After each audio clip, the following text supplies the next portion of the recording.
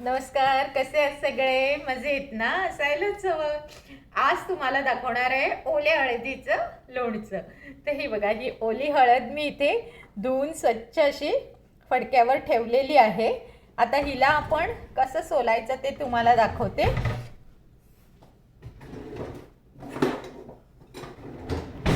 ही बघा, ह्याला असे ही सालं काढून घ्यायची संपूर्ण. सालं तुम्ही ठेवलात तरी चालेल. मी काय करते, हे कोंबसारखं असतं तेवढे काढून घेते, बाकीची सालं ठेवून देते. जसं आपण आंब्याचं करतो की नाही तसं ह्याचंही करू शकतो आपण. मस्त वास येतोय हळद सोलताना.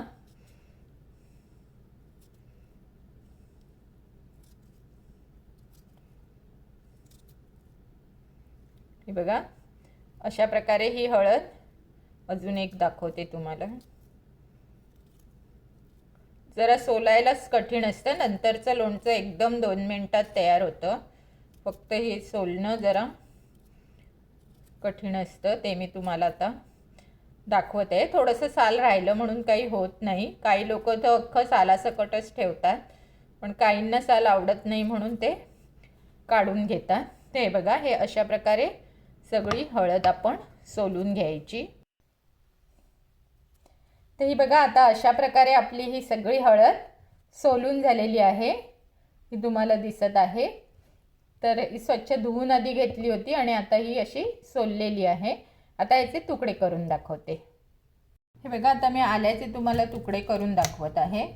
जसं तुम्हाला हवे तसे करा. अगदी किस केलात तरी चालतं, तुकडे केलात तरीही चालतात. जसं तुम्हाला खायचं असेल की नाही तसं तुम्ही करू शकता. शक्यतो सगळं एकाच साईजचं करा.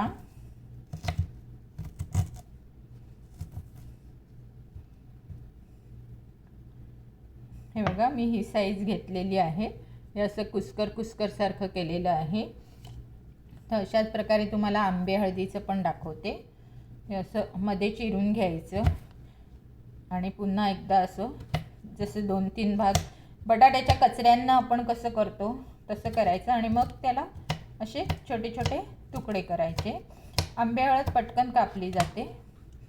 हे बघा, असे आंबे हळदीचे तुकडे केले.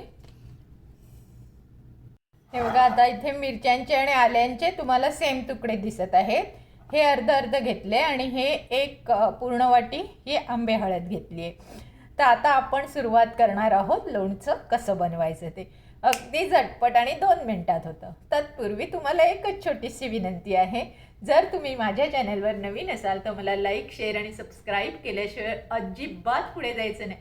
कारण तुम्हाला अशाच नवनवीन पाककृती, परत माझ्या चॅनलवर नुसत्या पाककृती नाही आहे तर कविता वाचन, कथा वाचन, साईबाबा चरित्र, एम्ब्रॉयडरी, हे बघा हा पण मी स्वतः बनवलेला आहे. तर अशा प्रकारे तुम्हाला भरपूर मनोरंजन मिळणार आहे. तर वेळ कसली दवडताय, चला पटकन लाईक, शेअर, सबस्क्राईब करा आणि पुढच्या व्हिडिओ बघूया. नमस्कार. तर मी आता तुम्हाला दाखवणार आहे ते आपलं जे हे आंबे हळदीचे लोणचं बनवायचे ना ते. तर हे बघा, मोहरी मी अशी याच्या तव्यावर टाकलेली आहे. थोडीशीच टाकायची आणि ती तडतड होत आहे. ही बघा, तडतड झाली म्हणजे ती भाजली. जास्त नाही भाजायची आपल्याला, ती आता अंगावर उडते म्हणून मी गॅस काढून टाकते. आणि हे बघा, 4च मेथीचे दाणे घेतले ते टाकते. ते सुद्धा आपल्याला नुसते भाजायचे. जर मेथीचे दाणे जास्त भाजले तर काय होतं, हे बघा, आता मेथीचे दाणे जास्त भाजले ना तर ते कडू होण्याची शक्यता असते. म्हणून आपण त्याला थोडंसंच भाजायचं आहे. आणि आता मी हे सगळं ह्याच्यामध्ये काढून घेते.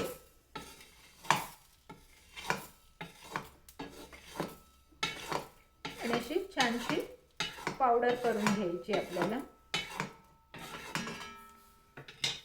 ह्याची.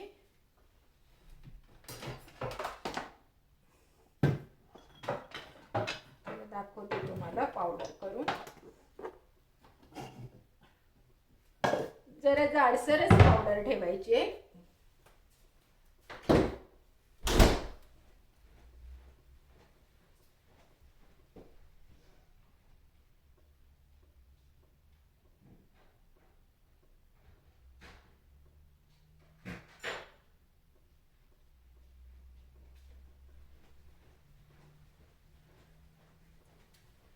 प्रॉब्लेम काय झाला आहे, माझा हा मिक्सर आहे तो इंडियाचा आहे आणि त्याला हा वेगळा चार्जर लागतो. तो माझा होता आतल्या खोलीत, तो मी आणायला गेलेले. पण आता मी तो तुम्हाला लावून दाखवत आहे. हे बघा. आणि याची आता आपण पावडर जरा अशी जाडसर बनवत आहोत.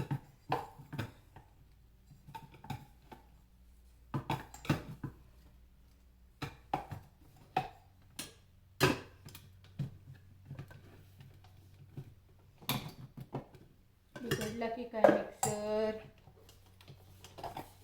कधी कधी काय होतं, हा मिक्सर बिघडलेला असतो आणि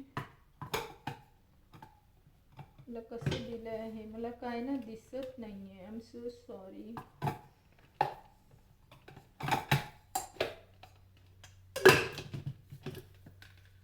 लागत का नाही आहे?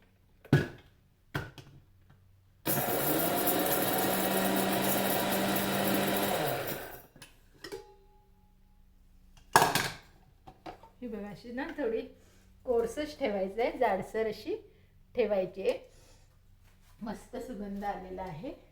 तर आता काय करायचं, एक बोल घेते मी.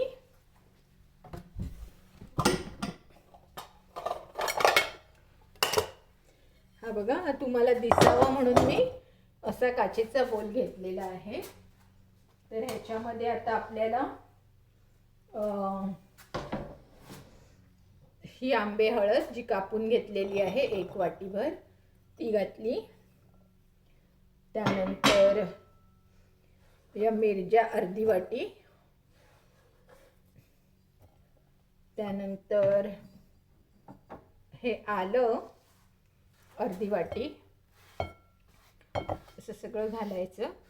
मीठ मात्र भरपूर घालायचं, कारण लोणच्याला आपल्याला मीठ हे लागतंच लागतं. आणि मी इथे हे सेंधव मीठ घालत आहे, हे खूप छान लागतं लोणच्यामध्ये. तर मी हे मीठ घालत आहे. तुमच्या आवडीप्रमाणे घाला. थोडासा हिंग घालायचा, मग खूप छान लोणच्याला चव येते. आणि आता हा जो मसाला करून घेतलाय ना, हा सगळा घालायचा.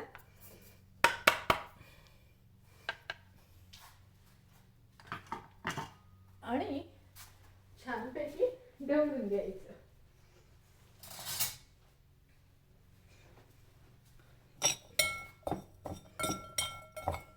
आणि जर तुम्हाला पिवळा कलर हवा असेल तर तुम्ही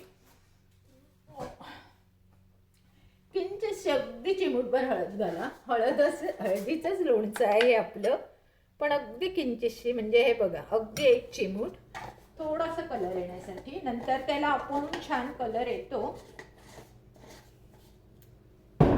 आणि नेहमीप्रमाणे किंचितशी साखर,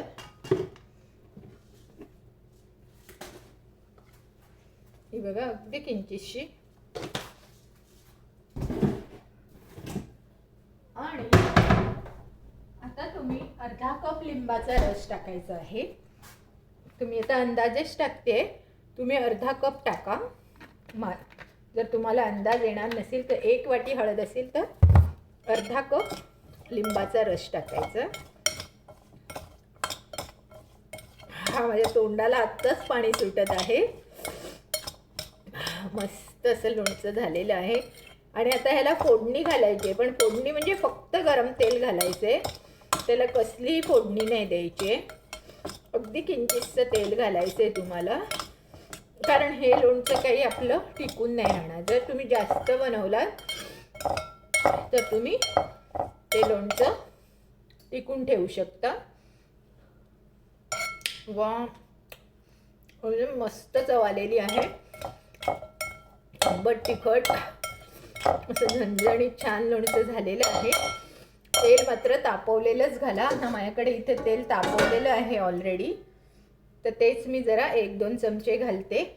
जर मला ठेवायचं असेल तर मी जास्त घातलं असतं, पण मला हे ठेवायचं नाही आहे म्हणून मी 3 चमचेच घालत आहे. म्हणजे हे लोणचं आमचं पटकन संपून जाईल. हे बघा.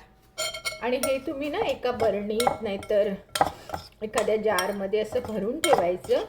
आणि त्याला एखाद दिवस ऊन दाखवलात ना तरीही चालेल, नाही दाखवलात तरीही चालेल, कारण हे एवढंसं किती दिवस आपल्याला पुरणार आहे.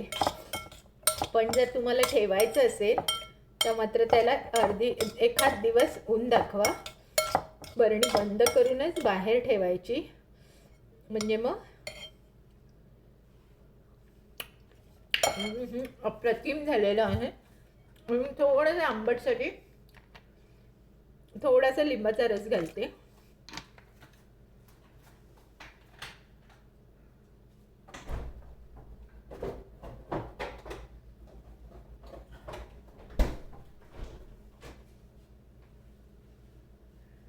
कैचीची बरणी नाहीये, कैचीची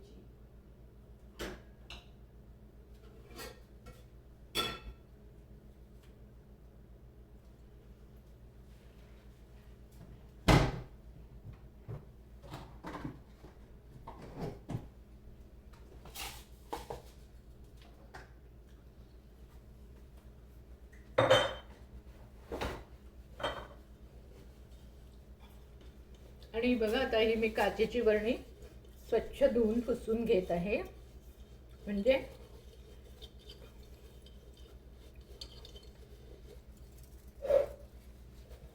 आपलं लोणचं जराही खराब व्हायला नको, म्हणून बरणी भरून ठेवत आहे.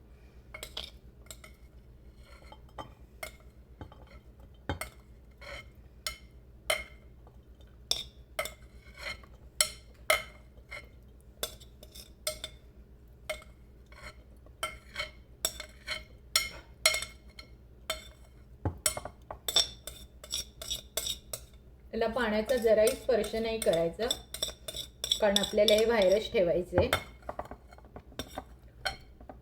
चांगलं महिनाभर हे टिकतं, पण आमच्याकडे तर एवढंच आहे, त्यामुळे मला नाही वाटत हे महिनाभर राहील.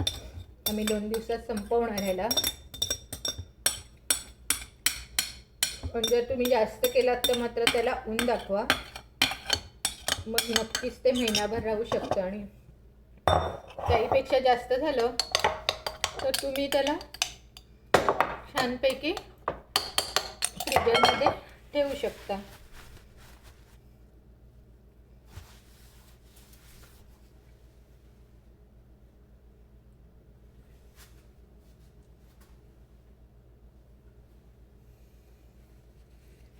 सॉरी, इथे थोडं सांडलं होतं. हे बघा, तसं हे आपलं छानपैकी आंबे हळदीचं लोणचं झालेलं आहे. जर तुम्हाला हे आवडलं असेल तर माझा व्हिडिओ लाईक, शेअर, सबस्क्राईब करायला अजिबात विसरू नका.